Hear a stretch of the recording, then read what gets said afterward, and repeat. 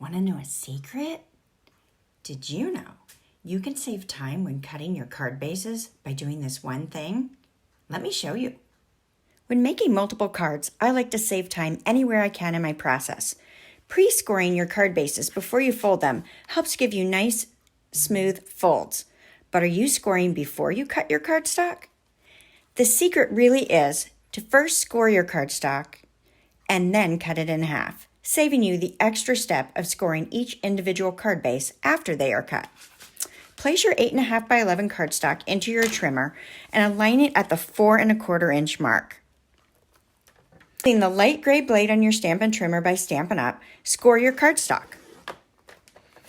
Rotate the cardstock and place it at 5.5 inches, and with the dark gray blade, cut it in half. You now have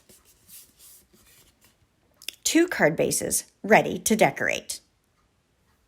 Follow for more crafty secrets revealed.